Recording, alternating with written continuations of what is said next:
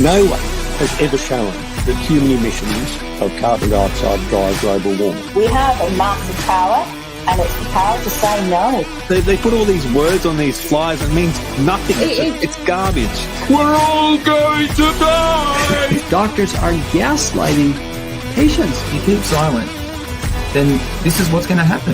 And they'll make us silent. I would rather paper cut my eyelids than have anything to do with that. We are one people, one flag, one Australia. Hey everyone, welcome back to another episode of the ExCandidates. My name is Stephen Tripp, joined again by Adam Zara. Now, Adam, big week last week with the Honourable John Ruddick. How'd you find that episode? Honestly, the more that I listened to John speak, and there was I've been to another event as well with the a branch launch that had out Southwest Sydney. You know, I kind of lean more towards the libertarianism side of things just a little bit. I mean, oh no, I'm not an anarchist. Oh, I'm not an anarchist. I don't believe in anarchy, but I do believe in a lot of. I've had conversations today with a previous guest actually that we've had on the show from Moneylink, Brendan. I can't remember what episode that was, but he came down from Newcastle and I had a bit of a chat with him. And, you know, he's kind of like believing that he's full-fledged libertarian. And, you know, the principles of libertarianism is, you know, fairly good, you know, low government, no fees, no taxes, you know, low taxes, like all that kind of stuff. I mean, it's all the right things. As I said, I still believe in... converted, Adam. No, I'm not converted. I still believe in law and order, though. We're going to have to wash off the orange. Sorry? We're going to have to wash off the orange and paint on some blue. No, it's all good. I still think, you know, I think there's a place for actually a lot of like different political parties and different ideologies. Obviously not communism. I think we should ban that. If we should ban anything, we should ban communism, I think, right, personally. But it was really good listening to John. And I like John because he takes, you know what I liked about him? He took on board as soon as I said, you know, mentioned smart cities in the last episode, that it doesn't stand for like, you know, intelligence. It's, you know, self-monitoring and reporting and all that kind of stuff or whatever it is. He's like, oh, I didn't know that. So, you know, I know that I just feel that, you know, he'll go back and do a bit of research and have a look into it a little bit. So I think that's important from our honourable members and leadership, you know, to be able to like just hear some, you know, random thing that somebody says and go, wait a second, that does make a bit of sense. I might have a quick look into that at least. At least it feels like that, you know, they're taking a part of, you know, into your, you know, into what you're seeing or perceiving and what's going on. Also, you know, there was something I noticed on our website as well, Stephen. So what's this buy me a coffee thing about? I haven't, you know, I noticed this on our page and I'm like, what's this? Buy me a coffee. So I was contacted by a good friend of ours, Adam, from the crasfiles.com. If you don't know anything about the Cras Files, check out the crasfiles.com. Adam and I have been on that show before previously. I've been on four times on his podcast now. It's a really excellent podcast. But he contacted me and he said, you guys are doing some great stuff with the ex-candidates, but you need to get on Buy Me a Coffee. Now, I don't even drink coffee, so it's not about coffee. But this is, if anyone out there wants to support us in any sort of way, you can go on here and I guess buy us a coffee. You can choose whatever way that you want to support us, whether it be $5 or whatever, and it all goes to help us, I suppose. And there's also a membership on here as well. If we do decide, if we do get enough people wanting to be members, we'll start doing some extra content, behind the scenes stuff, maybe some live interaction between Adam and I and our members. So anyone that's interested, you can head on to the link. I'll put it in the chat, buy me a coffee link. And if you want to support us, feel free to. I know, Adam, we've done some street talks in the past. So yeah. I suppose if people want to sign up to the membership, we can do more of the street talks and we can do some extra interviews with different people. So it's just something we're trying out. I mean, if it's there, we might as well give it a go. I mean, if it doesn't take off, then, you know, just leave it. Got to be in it to win it, right, Stephen? Sorry? Got to be in it to win it. Have a go. That's right. So, and with Adam and I, we're gonna say yes more than we say no. So, see what happens. Tony's saying street talks are great. Well, Tony, chuck in a membership, and we might get some extra street. We'll come and do a street talk with you, Tony. So that's buy me a coffee. As I said, I'll I'll chuck the link in the chat. We're also live streaming now on Facebook, YouTube, and Rumble. So thank you everyone for joining us. If you are on Facebook and YouTube, you're able to comment.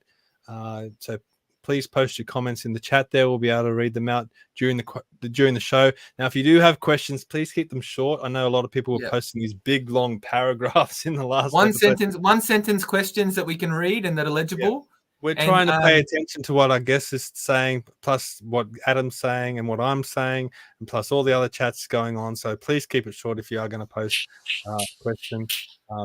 There you go. There you go. Sam Buno. I guess is already getting some love. But on tonight's show, I mean, this is a little bit of a special show. Normally we're coming live on Sunday nights, but this is a double header this week. We thought we'd do an extra episode just on the recommendation of our guest. But I just want to let you know about tomorrow night. We're going to have Jamie Coots on to talk about Bitcoin and money. Now, this is it's not just going to be about a good Bitcoin. one as well. This is something that I've wanted to do for quite a long time. So we're going to have Jamie on. He's highly recognized as one of the best market analysts of Bitcoin. So we're looking very much forward to that. And next week, we've got some interesting guests as well. We're going to have a double header next week as well. So I'll let you know more about that throughout the week. But we're going to have Dr. Paul Oosterhuis and Chris Martinson. I don't know too much about Chris Martinson, but he's highly recommended. And we'll see that coming live next week. But on tonight's episode, this is going to be interesting as well. Now, we have Richard Storch on. Now, Richard is a good example of persistence. And if you're willing to persist enough with me and bug me enough, you'll get a gig on this show. So, well, Stephen, Richard's got a really good angle on his episode tonight. On this episode, I think it's really interesting actually because you're comparing parallels between the referendum and the Battle of Britain. Exactly. So there's two different, obviously poignant marks in history. You know, one was World War II and the Battle of Britain, and one was with the referendum in Australia just a few weeks ago. So this is actually a really exciting topic that where we're going to see what kind of parallels and things like that show in like leadership and whatnot. So very excited to have you on, and it's going to be, I think it should be a good topic to talk about. Yeah, thank you, Adam. I was interested in your discussion about heading towards libertarianism. Well, you either head towards libertarianism or authoritarianism. There's, it's a pretty binary type of choice.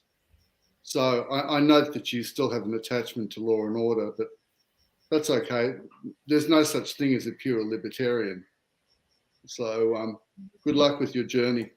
That was the comment. Actually, that was funny enough. That was a comment that my mate Brendan from Moneylinks on a previous episode said. He goes, libertarianism is something that will never come to full fruition. No. So, but it is probably it is a good. But from his point of view, he goes, it's a good way to head. And I guess I don't like being told kind of like what to do and when to do it. So, I mean, that's just one of those things. But as I said, I still believe there is a place for law and order, and I guess that's why I'm still not quite. So do I. I'm a very aberrant libertarian. I get called a communist all the time. Oh, really? He's a centrist libertarian. I knew there was something about you, Richard. I just knew there was something about you. Anyway, Steve, you actually came up with a very good comment because you said that after the referendum, it's like we all feel like we've dodged a bullet, and what now? And so that was one of the things that led me to start comparing this to the Battle of Britain, because I always like to try and find a military history simile for whatever's going on, because there's usually a very stark comparison to be made. So I thought to myself, well, how did the RAF feel in October 1940? Because they should have been crushed. Yeah. And likewise in the referendum, we were so completely outnumbered, we should have been crushed. And that's just the reality. And remember what Tim James said, that in campaigning theory, if you're outnumbered 3-1, you've only got a 50-50 chance of prevailing. And if you're outnumbered 6-1, you might as well go home and forget about it. Well, we were outnumbered sort of a dozen or 2 dozen to 1. Yeah. So those are the kinds of odds which make it a much more compelling comparison. So I think one of the interesting things is Matthew Sheehan was instrumental in melding a whole lot of disparate sort of groups into one sort of central movement, which supported the leaders in prosecuting their case. The leaders being Jacintaprice and Warrenmundine. So Matthew Sheehan is the head of Fair Australia and Advanced Australia, correct? Exactly, yeah. Mm. But I mean, that wasn't really a thing until he got everyone else to agree to centralise the movement, as it were. So, if you like, he was like the Churchill of the movement. That he lacked some of the excessive behaviours of Churchill. I hasten to add. I mean, Churchill needed people around him to moderate him and prevent him from going off and sort of doing wild things.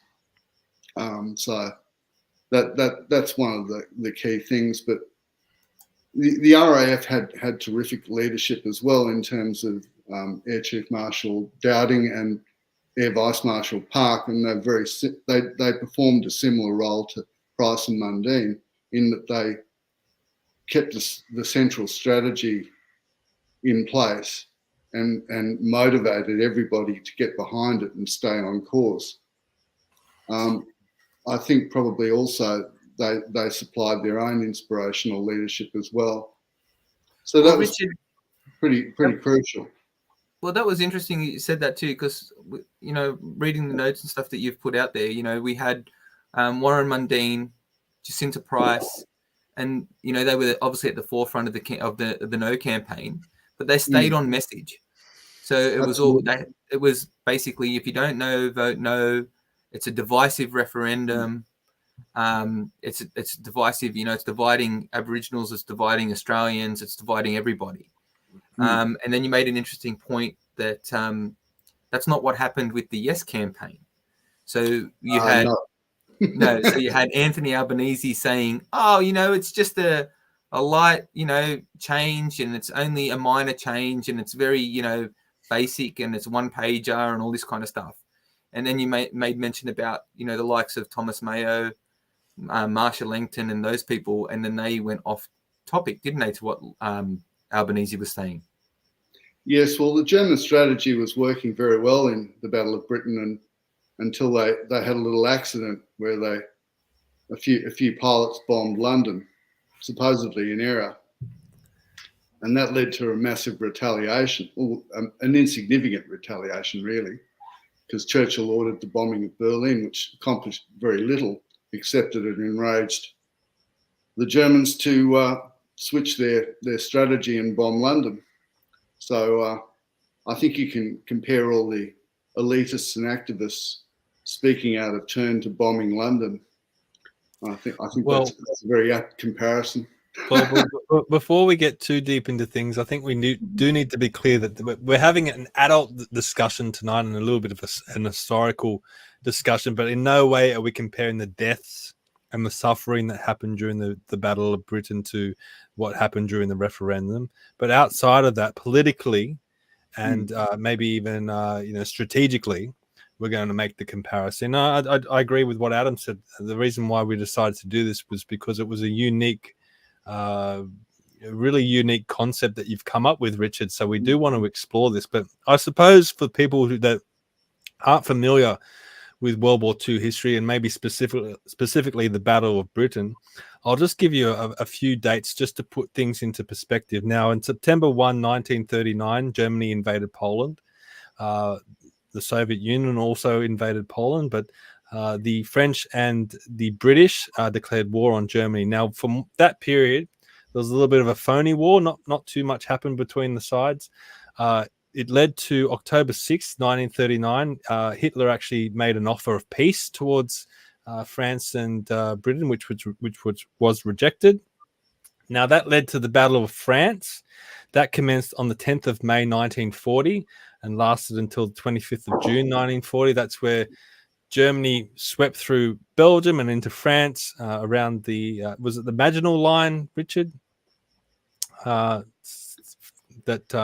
was that was a heavily fortified area that they were defending. And anyway, the Germans went around that through Belgium and went into France and pushed the British and the French back to Dunkirk, where the British evacuated. Now we can talk a little bit more about that later in the show, because that's more of a historical thing.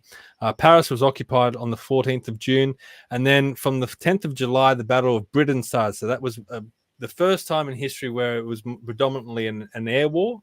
It was fought in the air, and what the Germans were trying to do was soften up the British, take out their air force so they could commence a land invasion. And then later on there was the Blitz also. We can talk about that. So that's just putting things into a historical concept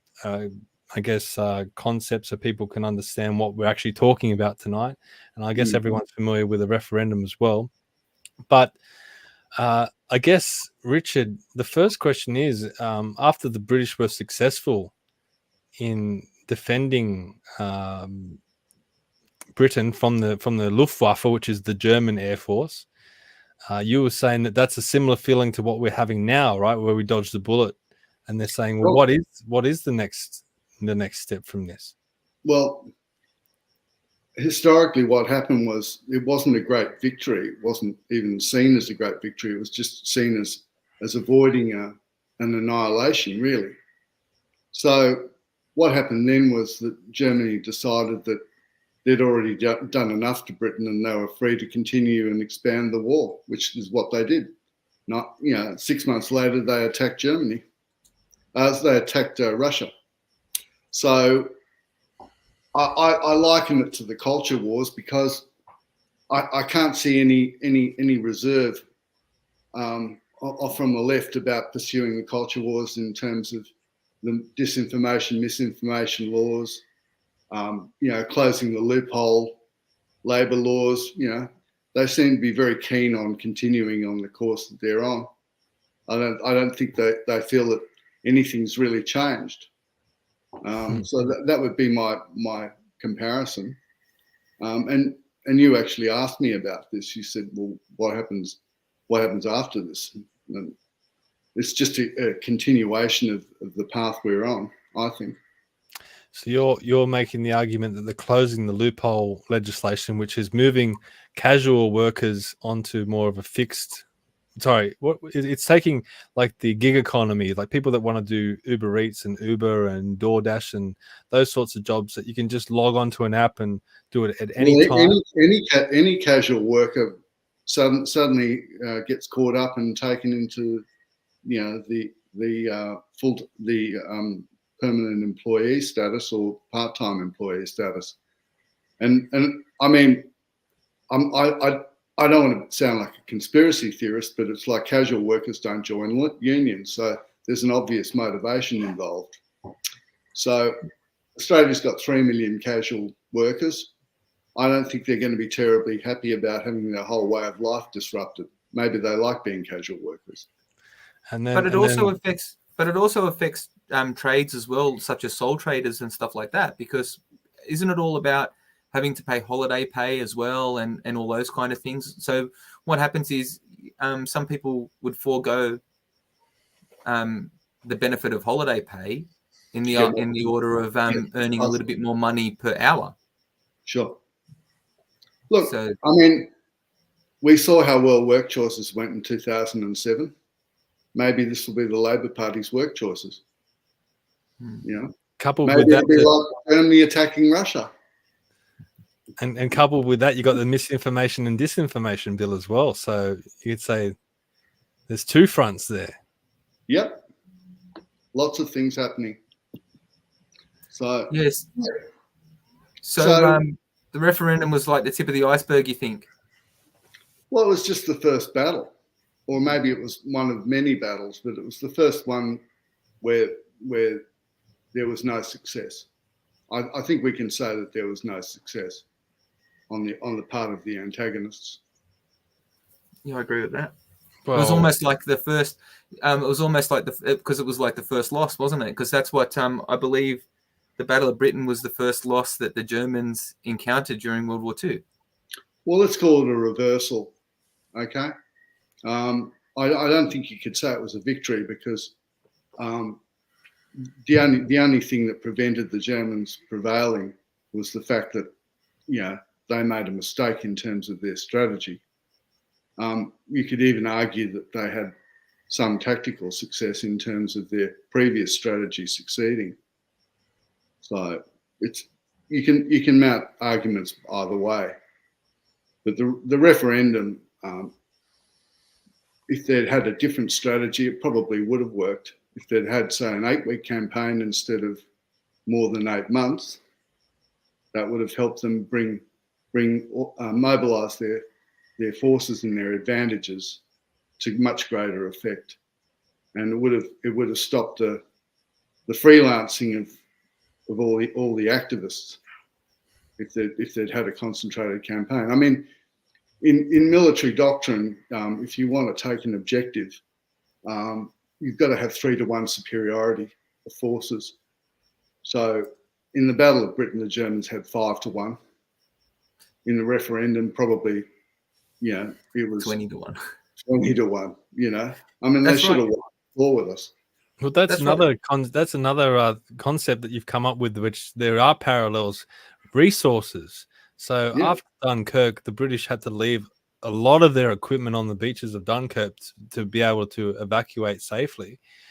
So they were really behind the 8 ball, and it was Hugh Dowling. So maybe speak a little bit about Hugh Dowling and his role, where he was saying, let's not use so many fighters during the French campaign because we're going to need them for the Battle of Britain. So it was really taking the limited resources that they have and using them as effectively as they possibly could, which is, you could argue, the same thing that the No campaign did. Absolutely. There's a very direct comparison because Hugh Dowding was under constant pressure from Churchill to support France by sending more and more fighters over there. And the problem was they were getting cut up because they didn't have secure bases in France. So Dowding basically resisted Churchill's force, which was not inconsiderable. And Churchill threatened to fire him, of course. And Churchill did fire people quite regularly. So, he was not a cuddly, friendly playmate. Mm-hmm. But Dowding basically had an extremely proprietorial attitude towards his pilots, and this is the big thing. They could always replace the planes, but they couldn't replace the pilots. Yeah. And what he was focused on was making sure that when the RAF engaged, they engaged on their terms. And that's very difficult to do when you're defending, because the attacker always has the option of deciding where he's going to attack and concentrating his force. So if you're defending against that, how do you defend against that? It's a constant conundrum. So what Dowding did was he empowered his subordinates, if you can call them that, who are the air vice marshals who are running the defensive groups, to actually maintain their strategy of just hitting German formations in small attacks and conserving their forces and rotating their forces as much as they could, which is very difficult because the Germans had reserves, but the British didn't. So they stuck to that strategy and avoided getting entangled in an engagement which they couldn't win, which is a large-scale engagement where they would get overwhelmed and suffer much bigger casualties. So if you're comparing that to the No campaign, well, it's very similar. Sheehan and Price and Mundine basically avoided getting engaged too much on the terms of the Yes campaign. They tried to make the campaign on their terms. And you can analyse that in any way you like. But they decided how they would defend against what was being thrown at them. And I saw Warren yesterday, and he looked like $1 million. And he said he felt that he was really supported by all the people on the ground, and that gave them all a tremendous sense of purpose and energy. It's quite interesting because a lot of people that lived through World War II in Britain said it was the best time of their life because of the unity that they felt, and the way the whole country was just united in this struggle to overcome this threat to humanity, to world civilization. And I think that's something that's very rare in our society, but it's like it seems to have made an outbreak in this instance. So that would be my answer to your question, Steve. Yeah, I feel like it was kind of like that. Just to touch on that point on unity, I feel like that a lot of different people from a lot of different parties, especially on the No campaign, really put their differences aside. Obviously, between, say, One Nation, Lib Dems, even between the Liberal parties as well. Like, they put their differences all aside, or politics aside, and kind of all banded together and said, we've got a common enemy and this is what we have to beat.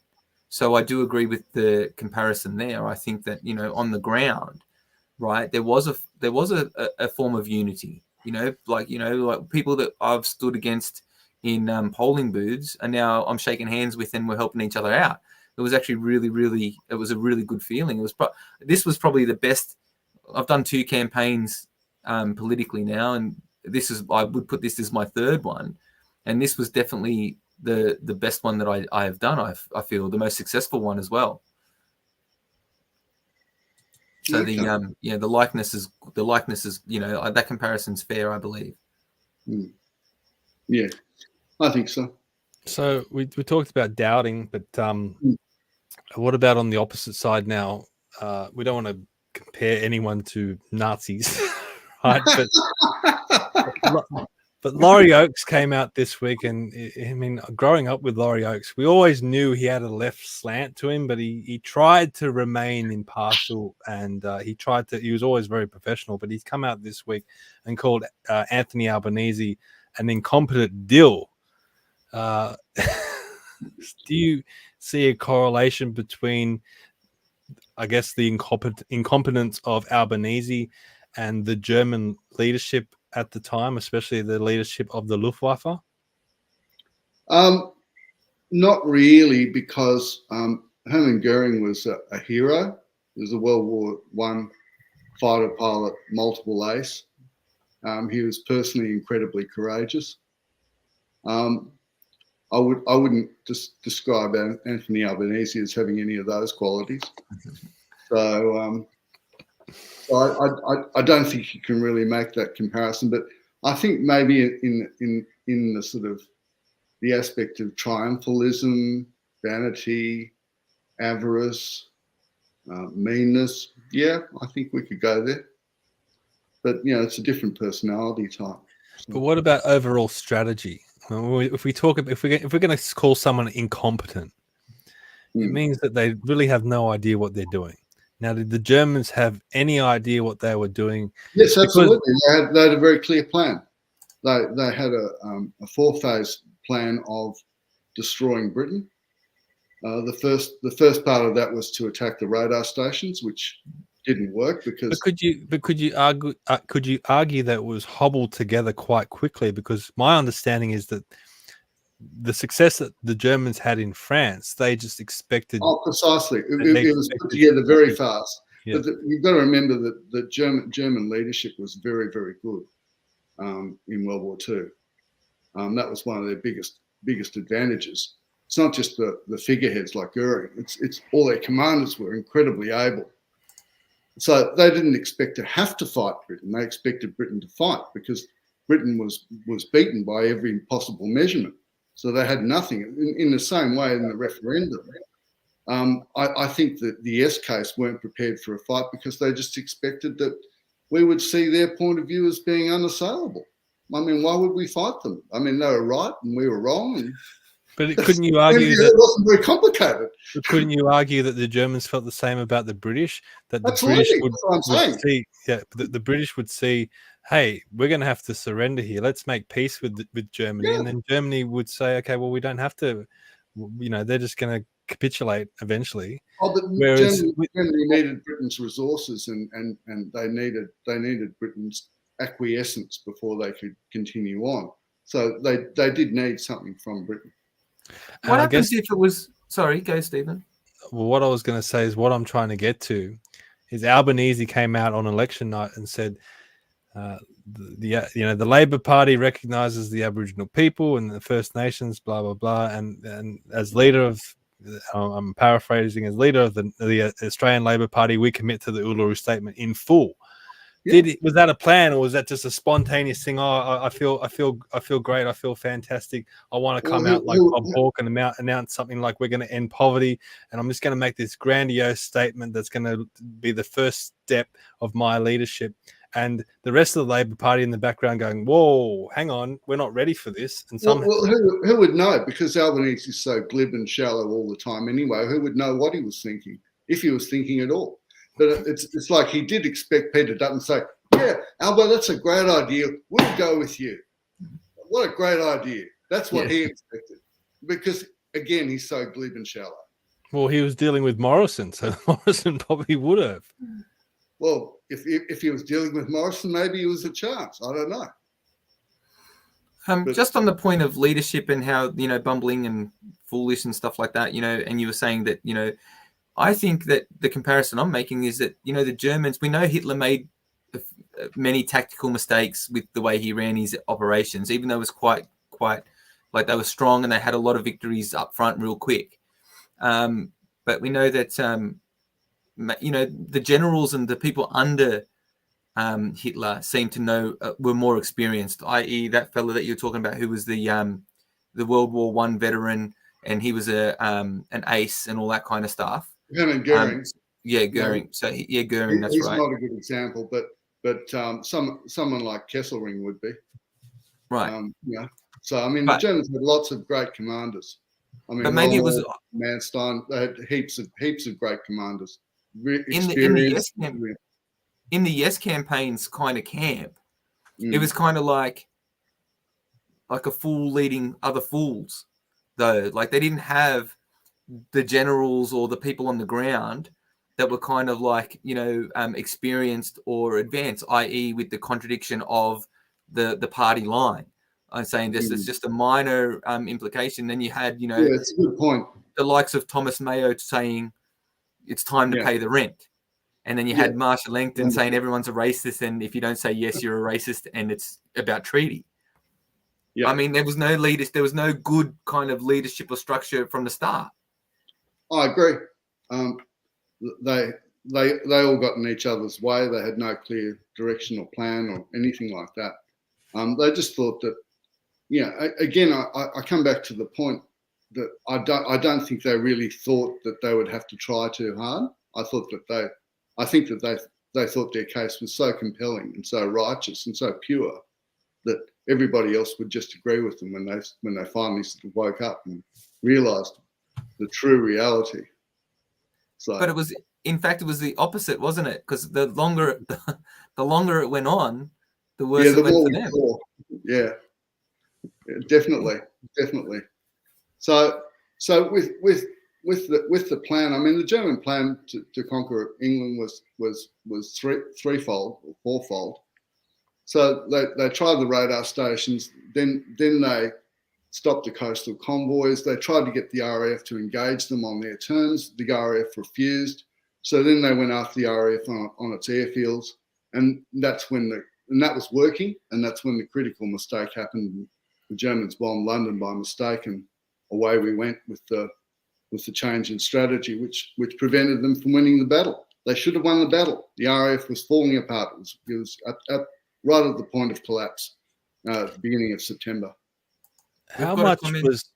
Sorry. You go, Adam. We've got a comment from Graham here, and it's saying Germany had a very structured leadership from the beginning. The Allies were far less organised. The Allies were mostly concerned with finances, hence a lack of cohesion. World War II was not like the movies. I agree with all that. Absolutely. By the way, just quickly, I'll put the link in the chat as well. So anyone that wants to call in, I mean, you can be like Richard. Richard is a former caller. So if you want to call in and contribute to this conversation, click on the link, and you can do it on your phone. You can do it on your laptop. Whatever you choose. Please just don't come on here and be defamatory or use foul language or anything like that. But please be welcome to join us in this conversation. But sorry, Richard, you can continue. One of the other interesting things is that, the Battle of Britain was Germany's first reversal. Up till then, they'd had nothing but success. And I think that's a very, very good comparison to the culture wars. Up until the referendum, the left had never really had a reversal. This is the first time that they hadn't got what they wanted. So I think that's a very, very big comparison.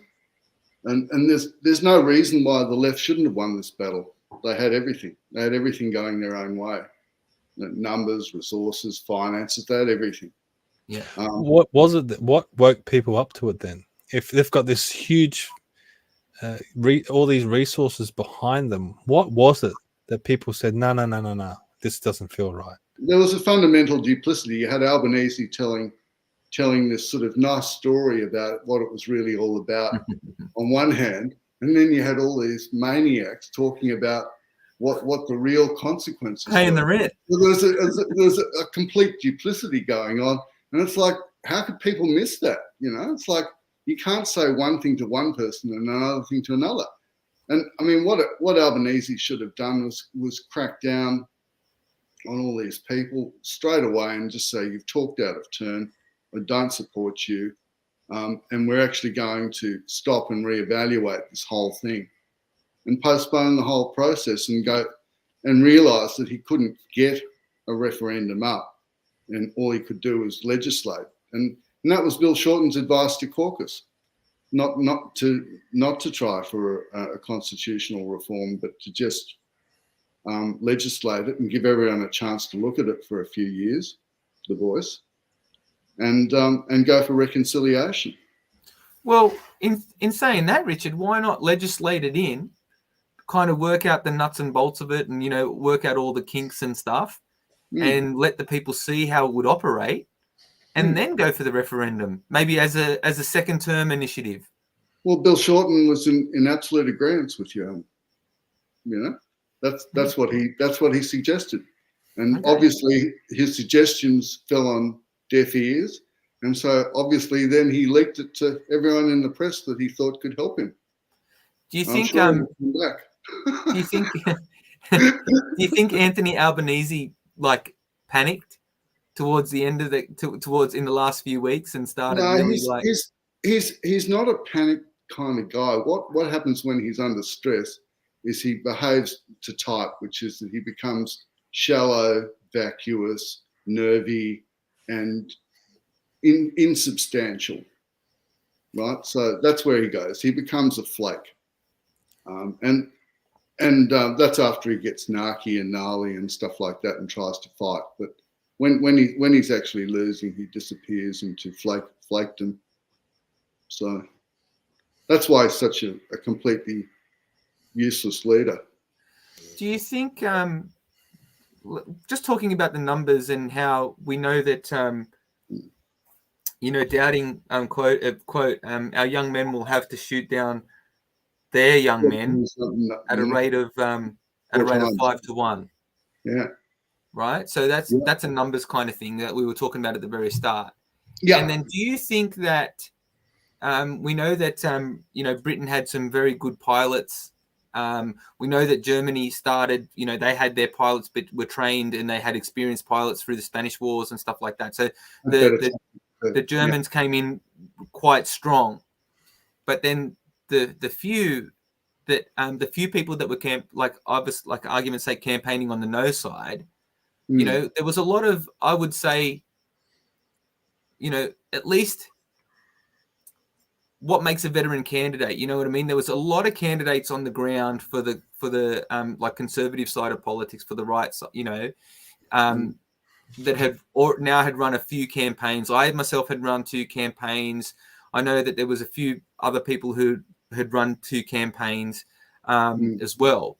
Do you think that it was just simply that when we were at the booths, that we were able to, like, I had at my booth, I had 4 yeses, sometimes 6. There was literally me and my 12-year-old daughter for a few hours. She came down just to hang out with Dad. Yeah.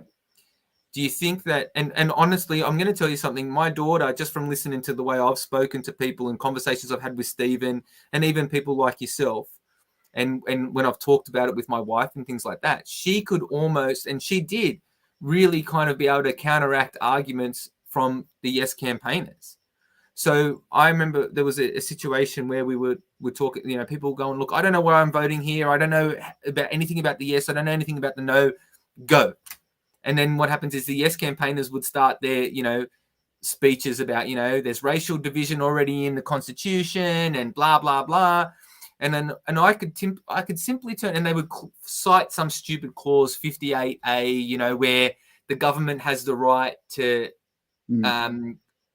select a group of people and then impose special laws on them. Okay. So like I'm Maltese, right? So all Maltese Australian. So they could say, oh, look, all Maltese people living in Sydney has to be inside by 9 o'clock because you're too rowdy. They can do that. They have the power in that. Okay.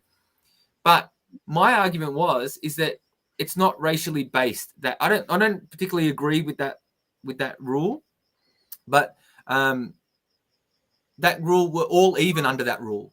So if they can actually pick any. It doesn't say Aboriginal people as like an actual specification that they can only pick Aboriginal people for a certain curfew. And this is the argument that the yes people were trying to say, is that the government can pick out Aboriginal people and say that they're only allowed to do something, like argument's sake, they're only allowed to have the in-due card. And that's the only way they're going to be able to purchase anything forever here on in. Even the ones who work and all that kind of stuff, they're going to only get their pay is going to go to an in-due card. They're not allowed to buy alcohol. They're not allowed to buy cigarettes. They're only allowed to buy stuff for the kids and school and food. Sure. But what happens is, that's not what that rule particularly says in the Constitution. My argument in this particular situation was, I said to the yeses, does it specifically say Aboriginals only? And he goes, well, no. And I said, so then therefore we're all even under the constitutional law that you're talking about. And he goes, yes. So it's kind of like all of a sudden, that's kind of like the bomb on Hiroshima. Like, boom, their whole argument in that particular situation blew up in front of them. Yeah. And what do you know, like, do you think that, that maybe the class of the no people at the booths was better than the yes? I don't think so, because I think they had some very good personnel. A lot of them were paid as well. Yeah. So I think that basically the quality of their argument let them down. Their strategy was wrong. Whereas ours, we were sort of drilled into staying away from a lot of things discussion-wise and being very focused on our central message. And that allowed people that weren't even experienced campaigners to be very functional. Like even my disabled daughter did yeoman service. Oh, yeah. So, you know, because our message was so clear. And that was what prevailed. And yeah, I mean, it's uncomfortable that we've got this race provision in our Constitution.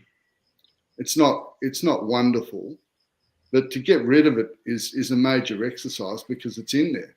Yeah. And in a sense, that was part of the argument why we shouldn't just put things in there for the hell of it, because that's what happened with this provision. It was put in 67, almost as some sort of dumb afterthought, and now it's done nothing but cause trouble because it's promoted this propaganda that somehow Australia is a racist country.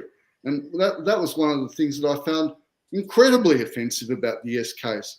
And I still find it offensive because they still keep on talking about how Australia's got this racist underbelly. No, we don't. We're the most tolerant, accepting, successful multicultural society in the world. Period. End of story. I'm sick of hearing this sort of nonsense from these people. It's so offensive. And fire up, Richard. I've never heard you fire up like this before. It's good stuff. Well, I mean, it's so annoying. It really is. I completely agree with you, Richard. It's completely untrue. There's no basis for it. If you look at it and you start analysing that whole point of view, it doesn't hold any water. It's just nonsense. Now, if we put this back into a historical, of course, context, let's. No, but based on what you just said, right? So this is all riled us up. It's okay. The battle's been won. Well, the next step that we know from history is that Germany went into the Soviet Union. Expanded the war. That's right, and it led to the Battle of Stalingrad, which was horrific. It was one of the worst battles in the history of humankind. It was savagery and all sorts of things. Let me illustrate the reason why Stalingrad happened. There was a staff officer called General Friedrich von Paulus, who had great seniority. He was on Hitler's staff, and he wanted a field command, right? But he had no practical battle experience. So they gave him the command of the 6th Army and to take Stalingrad, right? Now, he had the same personality type as Albo. He was promoted by seniority, like Albo, and he created a great military disaster, like Albo has. Well, Stalingrad was so... Sorry, I dropped out there for a sec. Stalingrad was so bad that the Germans didn't win another battle from that point. They were pretty much done. True.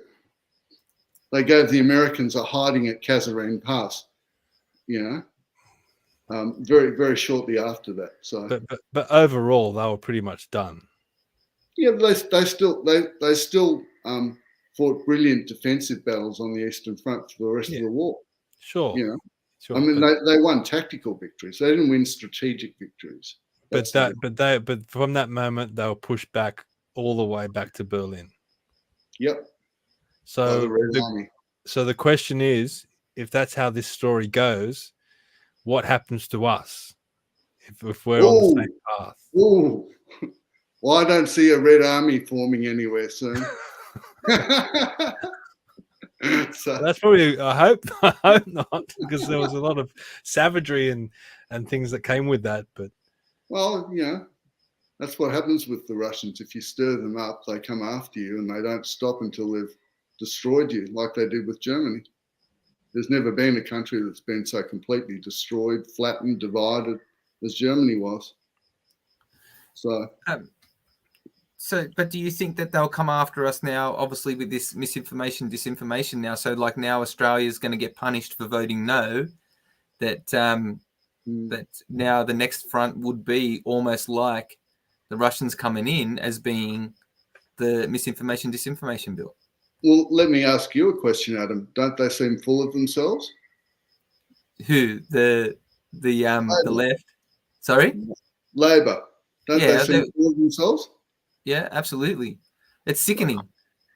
Well, I mean, they still think that they're geniuses. Did Labor think that they got voted in by 60% or 70% in the federal election last time?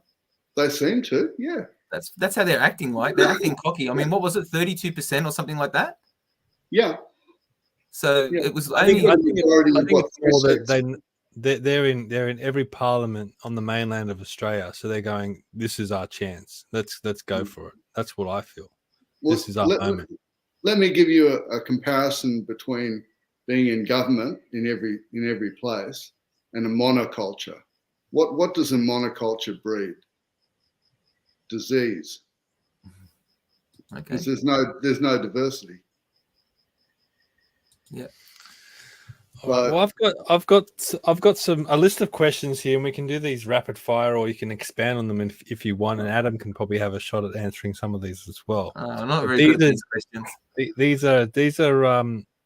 I've kind of just let my mind run a bit free here, so there's no necessary a structure to these. But the first question is, How will history judge Jacintaprice's performance during the referendum? Depends if she becomes Prime Minister or not. Well, that leads into my next question, which is, what else does Senator Price need to do or need to achieve before she is ready to be Prime Minister? I think she's probably got a fair idea of where she wants to go in a non-Aboriginal sphere in order to create that sort of prerequisite. So we'll see. But at the moment, she's still on a learning curve. So I think she's got all the time in the world, and it's probably not the right time because the way I see it, we're headed towards a minority government, and it's more likely to be Labor than Liberal in post 2025. And it's not really a great time to be in government. It's going to be just a mess, a debacle, and however long it goes on. So there won't be any real clear air until all that sort of process is done.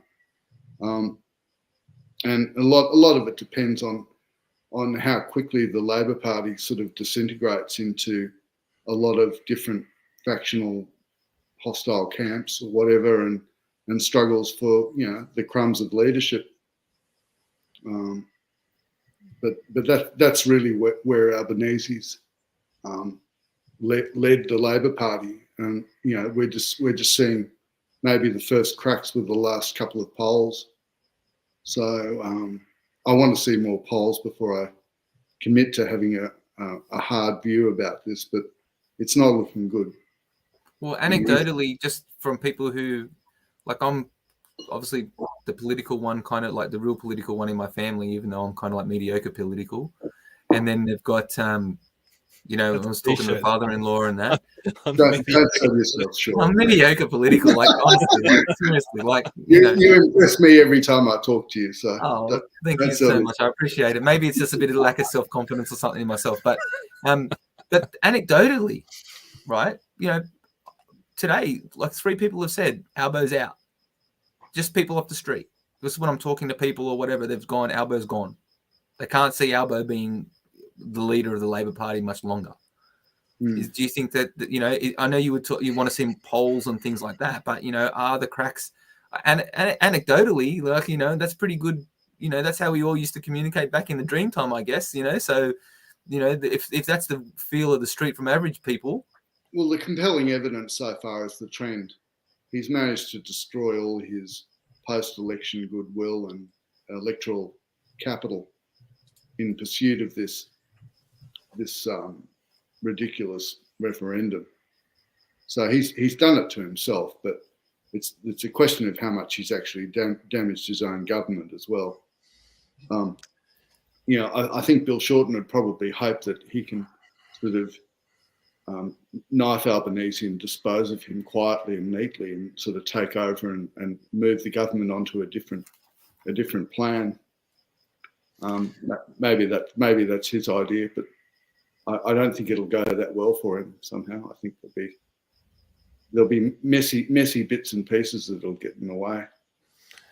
All right, next question, Richard. What was the bigger miscalculation for Germany? Expecting Britain to sue for peace or invading the Soviet Union? Ooh, definitely invading the Soviet Union. That had much more consequences. You could say expecting Britain to sue for peace was just a miscalculation. They simply didn't understand who they were dealing with. And it wasn't that far wrong, because if Churchill hadn't been around, you would have had Lord Halifax as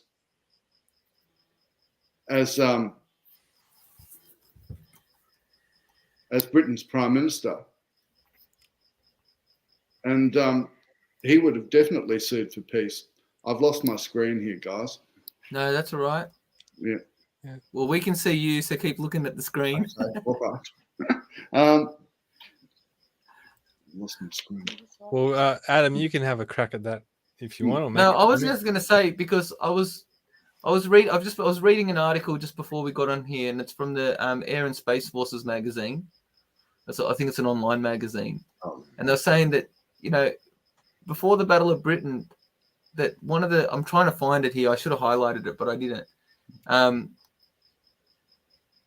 That one of the leaders, I think, before Churchill or one of the leaders of England, actually spoke to the Swedish Parliament and were saying that they would pursue. Yeah, Halifax was a German. Well, he wasn't a German sympathiser. He was like a moderate liberal. He didn't really know what he was, where he was going, or what he wanted.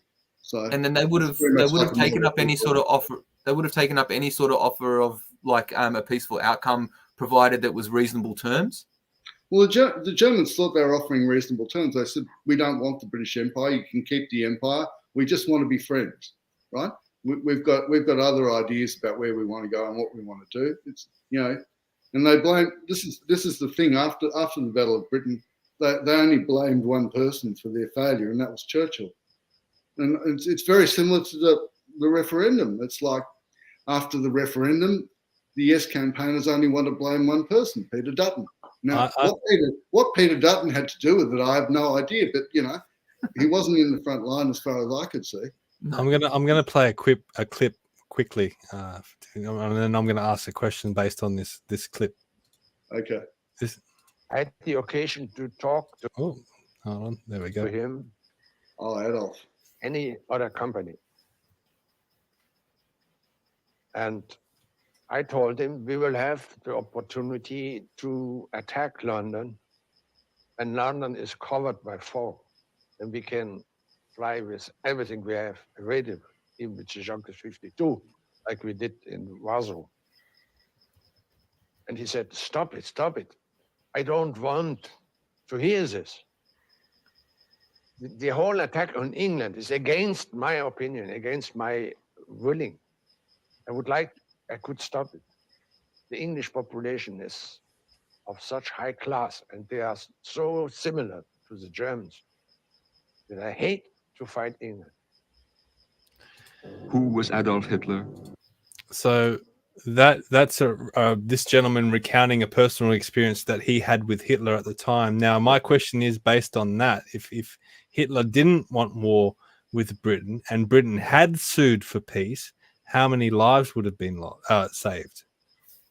Well, it's almost not quite the right question. It's like, well, what kind of a world would we have if Germany had won World War II? That's more the real question here, because if Britain had not resisted Germany, that's what would have happened. And if I mean, there were so many things that were involved, but you got to remember that the Germans were like the Romans of the modern world. Their idea was to take human consciousness backwards 2,000 years to a point where we had masters and slaves, and they would be the masters, and everybody else would be the slaves. And they had a whole plan for that. So, you know, if Britain hadn't successfully resisted, or you know, even partially successfully resisted, then the Germans would have won. And the clip you played was Adolf Galland, who was one of Germany's great fighter racers, you know, he had a personal audience with Hitler quite frequently. He was basically one of the most insubordinate commanders in the whole war.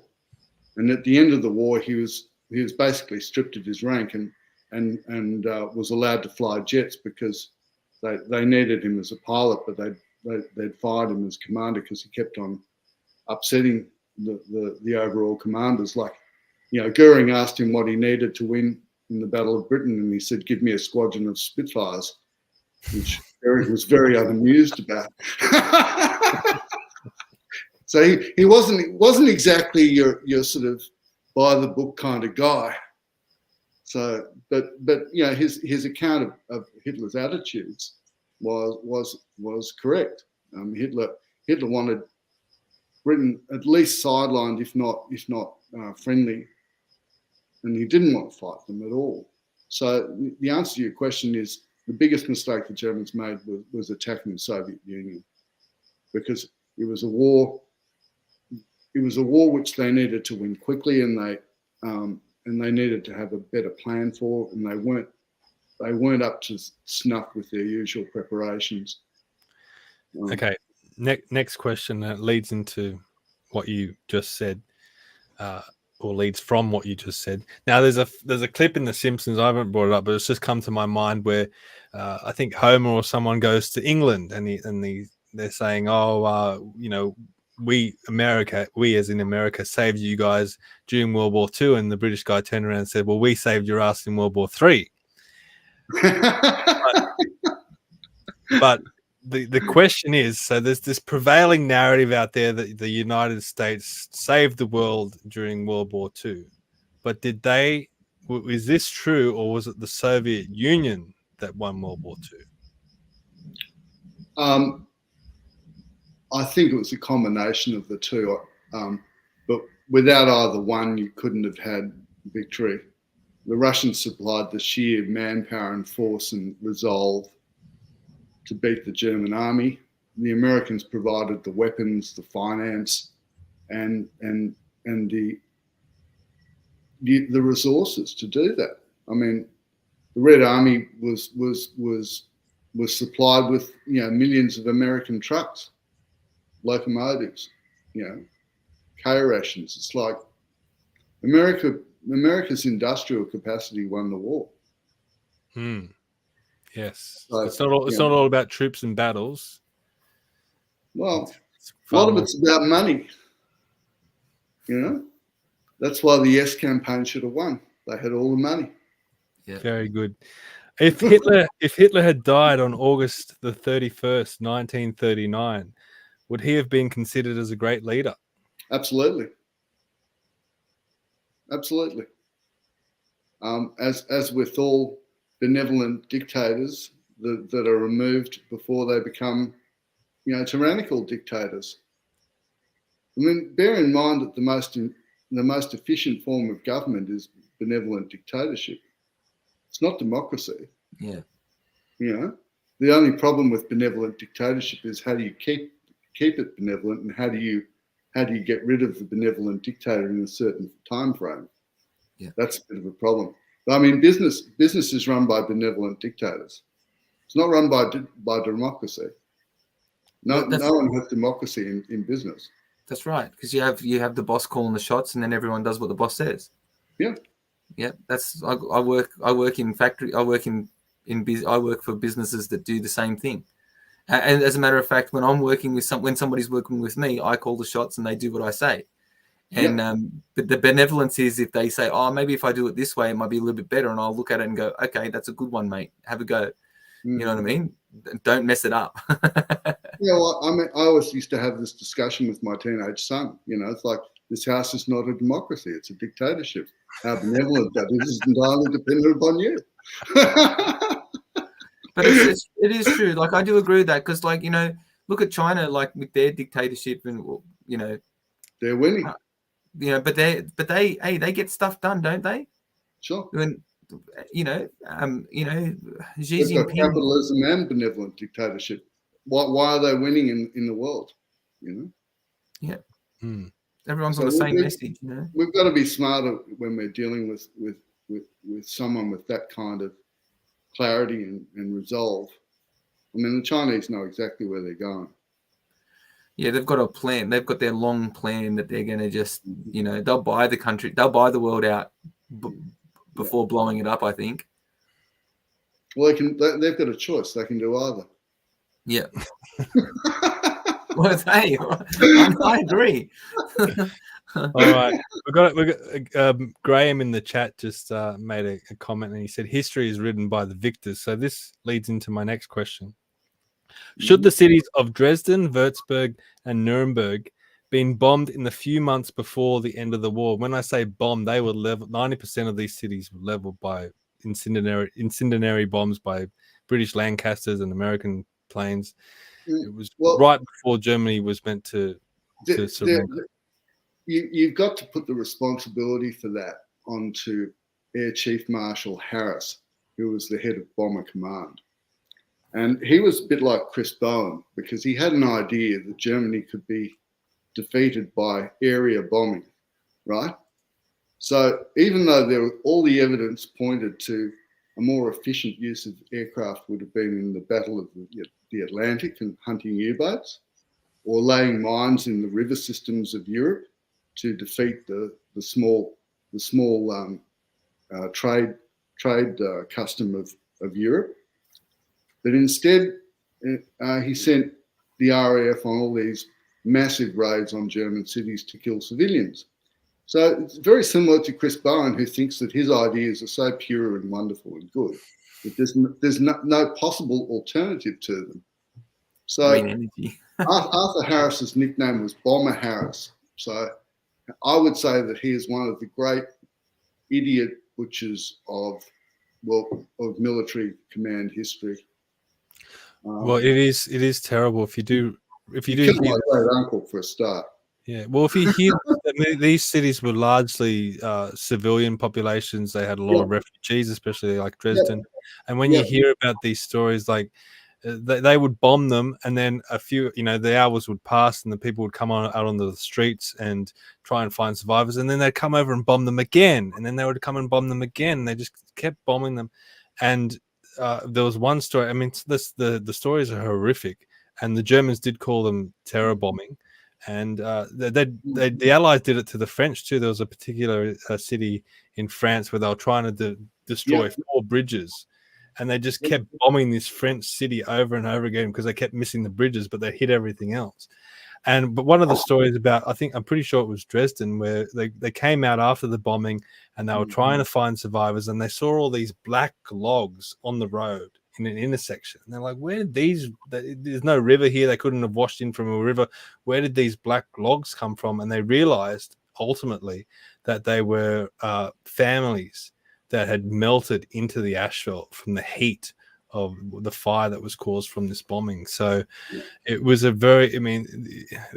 is war. There's no good side or bad side. It's basically humanity up against these horrible events, and often innocence is the first casualty of war.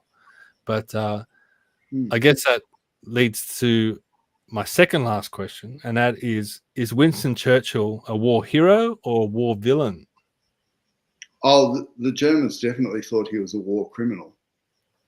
There's no question about that, because he had basically ensured that the continuation of World War II, and put again, I liken the similarity of the way Peter Dutton seems to be attracting the same kind of criticism, being responsible for every bad thing that's happening in our country. Very good point. That's a good point. But I mean, that goes to show. I mean, what's that saying? One person's terrorist is another person's freedom fighter. I don't agree with that. No, I don't agree with that. No, I think Churchill's great strength was that he had a clarity of purpose, and Britain needed someone who was strong enough and almost insane enough to deny all reality about the fact that they were actually beaten, and to do whatever it took to keep on resisting. And I think that's what made him one of the great leaders of history.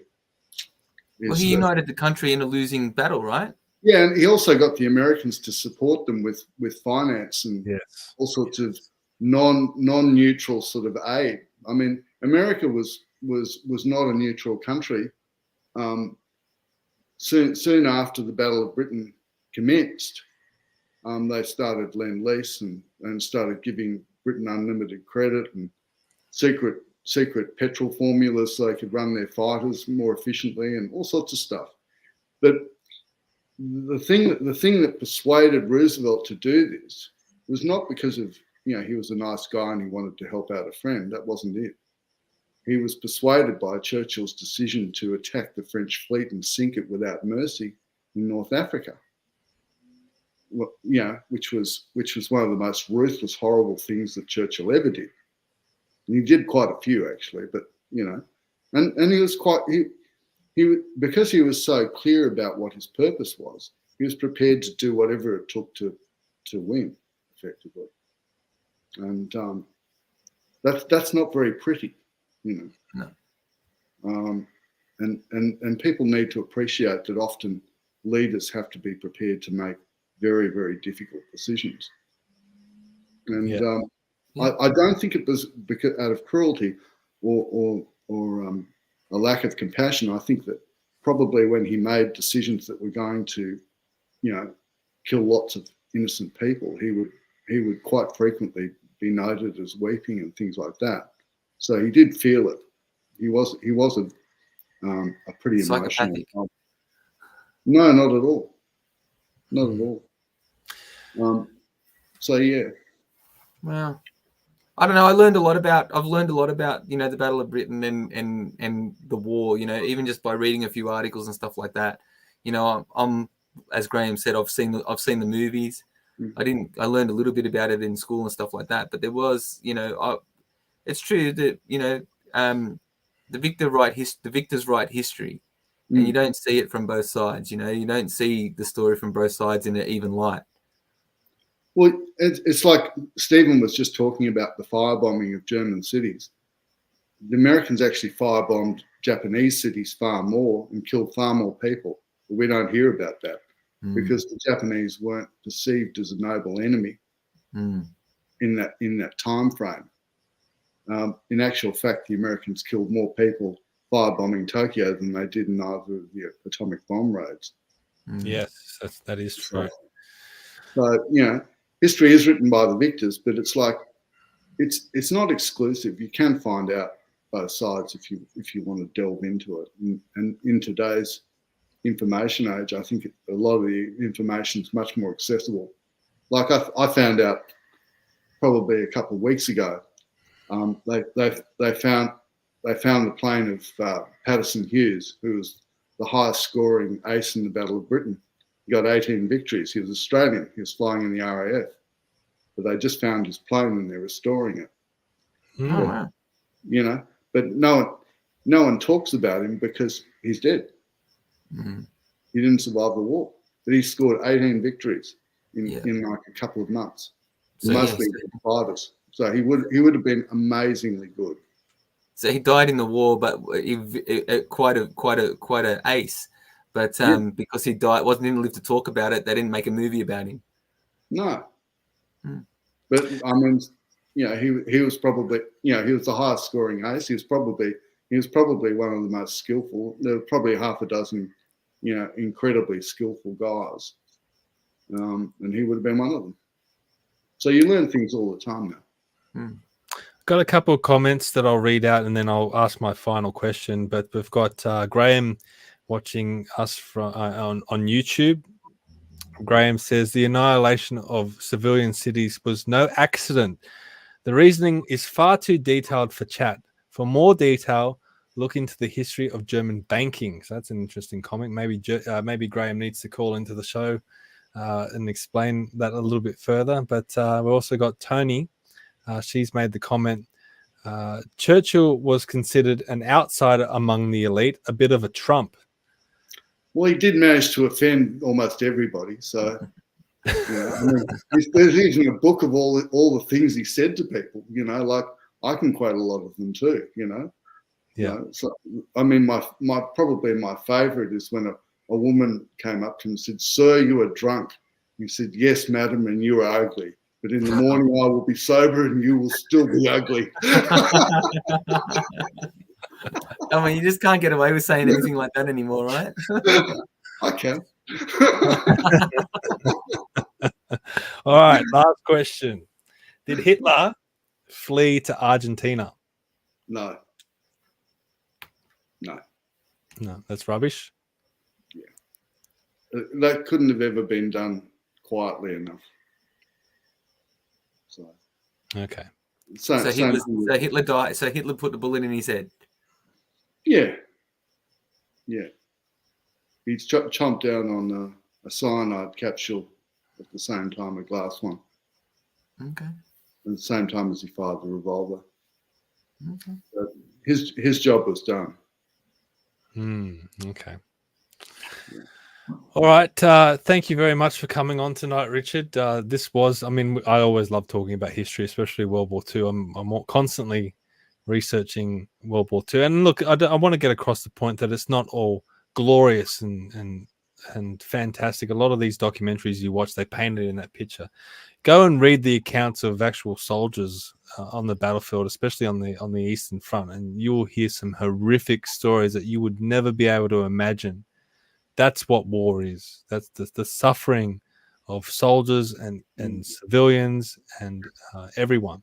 That's what war is. And these people that get up on their high horse and they say, I support this country and I support that country and we should go in and invade places, they've got no idea what they're talking about. Humanity must find some way of avoiding war at all costs, in my opinion. I agree totally.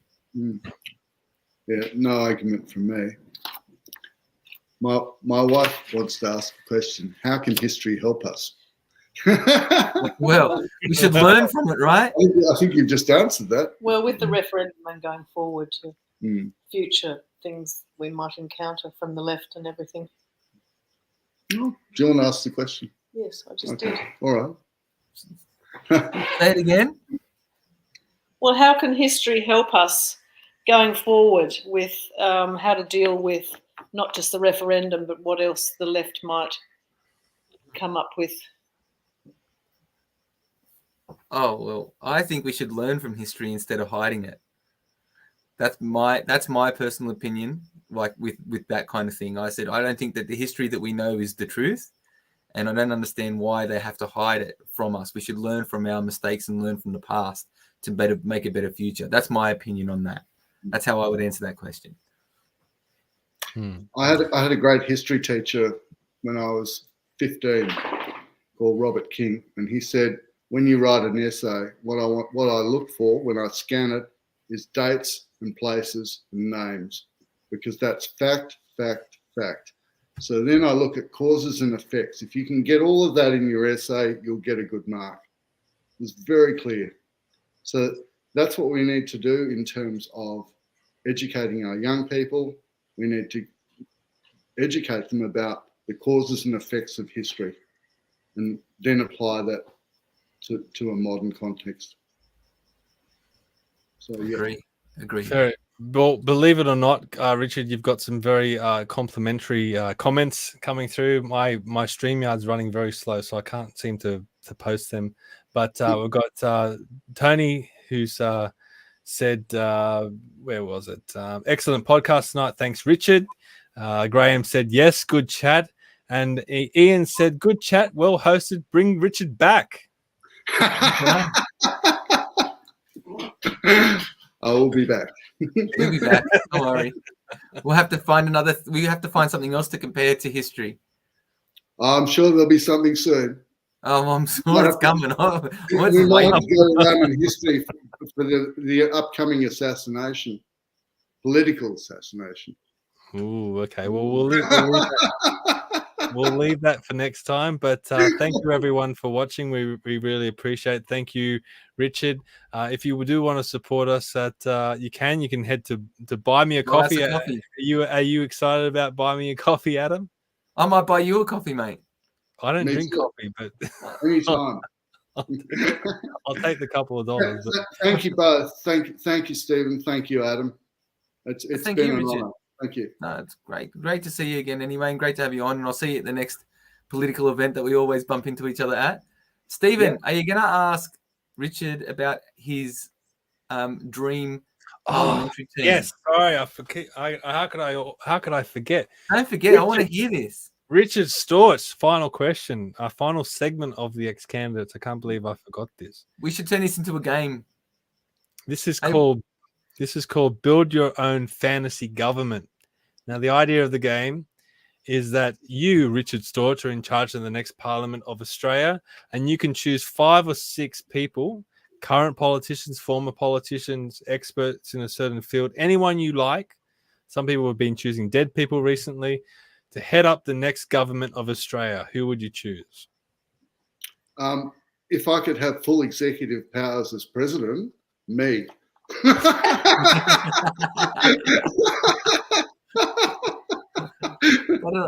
everyone gets a free bottle of wine, right? Oh yeah, we'd have a party, all right. So have you got 5, or is it just you, yourself, and I? Oh, I had more than 5 if it was just me. But the five people that I think are the most impressive in Labor, probably Meryl Swanston and Andrew Charlton. Isn't Meryl Swanson the one that put out a Facebook post saying "vote often"? #vote often. She might have. She's not very restrained, but I like her because she's a coal miner's daughter and she's not intimidated. I watched your friend Mark Latham and Rowan Dean go after her together on Sky once, and she took them both on. She just rolled up her sleeves and took them both on. I admire that sort of fortitude and strength. And Albo obviously does too, because he made her the party whip to shut her up. So she's very impressive. Probably on the Liberal side, Andrew Hastie and Jacintaprice. I did like Andrew G before he had his crisis of conscience. And there's others as well. There are a few. There's probably about, I'd say, 20 reps that I would say are worthy of a lot of respect, and probably about a couple of dozen more that are contending for it. They need to be a bit more focused. But the rest are basically beneath contempt. A very good way of finishing tonight's episode. But look, I hope people enjoyed this one. It was an interesting concept, and we'll have to think of something else to have you back on in the future, Richard, because I'd love to do one with you and Sam Bruno. I think that would be a good episode. Oh yeah. Well, we've done our own off camera. Workshopping different political strategies. It's a very nerdy thing to do. Yes, that's correct. That's true. Well, look, everyone, please share this one out if you've enjoyed it. It does help us out a lot. Please follow us on all our social media: Facebook, Twitter, Instagram, and tomorrow night, Jamie Coots, he'll be on. Very informative about Bitcoin and just money in general. What is money? What is currency? Talking about fiat currency and all those interesting topics. So I'm looking forward to that one. Adam, I'm sure you will be joining me as usual and delving into it. So we're looking forward to that. Thank you very much for watching, and we'll see you all next time. Yeah.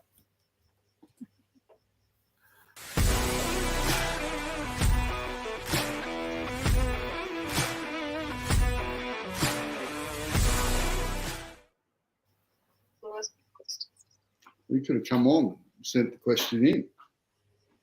How could I have done that? Well, from my computer. No, but you were using it. It's all right.